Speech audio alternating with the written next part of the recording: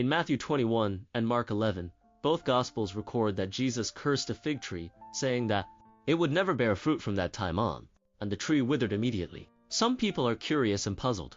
Why did Jesus do this? What was his intention? The event took place before the Passover, around the latter part of spring. According to the pattern of fig trees in Palestine, the tree first produces small early figs and then leaves.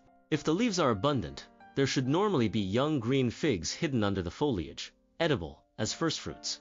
Mark specifically notes that it was not the season for figs, meaning that the full-grown ripe figs were not yet in season. But early figs should have been present. This tree had leaves only and not a single fruit, an abnormal and deceptive appearance. Jesus' hunger also carries a spiritual typology.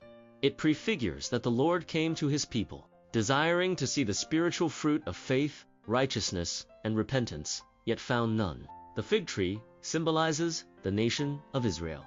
The abundant leaves symbolize the outward religious pageantry of Israel. The Jews practiced circumcision, offered sacrifices, kept the Sabbath, tithed, recited the law, and maintained a splendid temple. Outwardly, extremely devout, like a tree with luxuriant branches and leaves, so that everyone could see its spiritual abundance. The absence of fruit symbolizes that inwardly they were lifeless, bearing no fruit of repentance and love.